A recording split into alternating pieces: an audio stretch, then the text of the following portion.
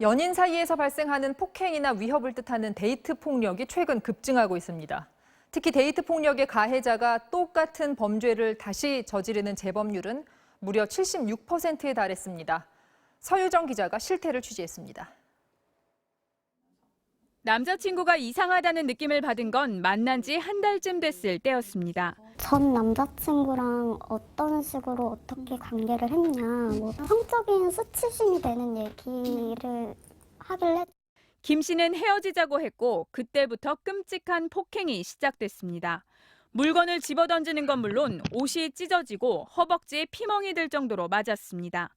벽에는 남자친구가 휘두른 칼자국이 선명하게 남았습니다. 저를 이렇게 들어서 2층에서 떨어뜨리려고 칼을 들면서 다시 한번 말해봐라. 진짜 헤어지고 싶냐. 가스불을 켜고 그냥 둘 다 죽자. 하지만 폭행이 두려워 더 이상 헤어지자는 말을 꺼내지 못했고 폭력은 계속됐습니다. 지속적으로 폭행이 있었던 건가요? 네, 한 10차례 정도 있었어요. 진짜 죽을 것 같았어요.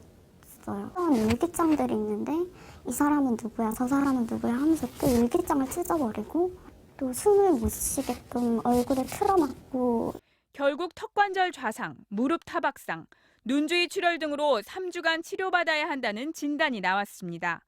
그러던 중 김 씨는 남자친구가 전 여자친구에게도 이렇게 주먹을 휘둘렀다는 사실을 알게 됐고 어렵게 연락이 닿았습니다.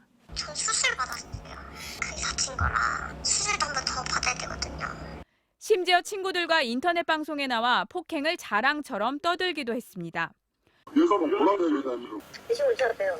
일상이에요, 일상. 거꾸로 피해자인 김 씨는 가해자를 피해 이사까지 했고 지금도 공포에 떨고 있습니다. 계속 저를 따라다닐 것 같다. 이 사람이 제 뒤에 항상 있을 것 같다. 이런 두려움이 있죠. 데이트 폭력으로 경찰에 지난해 검거된 사례만 10,000건이 넘습니다. 70% 가까이가 폭행 상해였고 성행위를 강요하거나 성추행을 하는 등 성폭력 문제도 250건 넘게 발생했습니다. 이별 통보에 따른 보복뿐 아니라 만나는 과정에서의 폭력도 빈번하게 발생하고 있다는 얘기입니다. 평범한 대학생이던 22살 정모 씨. 10개월 전 남자친구를 만나면서 인생이 산산조각 났습니다. 남자친구가 성관계 영상을 찍자고 매일같이 졸랐고 거절하면 욕설을 퍼부으며 정 씨를 괴롭혔습니다. 진짜 나 싫다고는 말했어요. 오늘만 찍으면 안 되겠냐고. 그거 안 해주면 화를 내거나 짜증을 내거나 너는 나를 사랑하지 않는다. 약간 이런 식으로.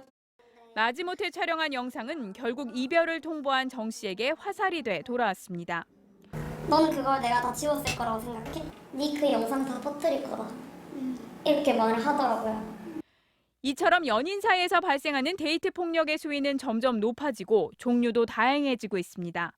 이제는 연령대도 낮아져 10대 청소년들 사이에서도 매년 300건 가까이 발생합니다. 데이트 폭력 유형은 성인하고 전혀 다르지가 않아요. 유튜브나 미디어상에서 자꾸 자극적인 메시지를 받고 그다음에 성평등에 대한 인식이 너무 낮아지고 특히 데이트 폭력의 재범률은 무려 76%. 누구나 잠재적인 피해자가 될 수 있다는 겁니다. 미국에선 데이트 폭력 발생 초기부터 가해자를 의무 체포하고 피해자와 격리하도록 연방법에 명시해놨고 일본은 데이트 폭력을 가정폭력과 같은 수준으로 가중처벌하고 있습니다. 전문가들은 여전히 우리 사회가 데이트 폭력을 둘 사이의 사적인 문제로만 여기고 있다고 진단합니다. 굉장히 사소화시키는 경향이 있다. 이게 이제 가장 어려움인데요. 또 그러다 보니까 내가 문제가 있나 해서 더 잘해줘야 되나 이렇게 문제를 푸는 저는 이게 이제 가장 큰 어려움이라고 생각을 해요. 데이트 폭력으로 최근 5년 동안 290명이 목숨을 잃었습니다. 연인 사이라고 해서 폭력이 허용되거나 가볍게 여겨져선 안 될 이유입니다. MBC 뉴스 서유정입니다.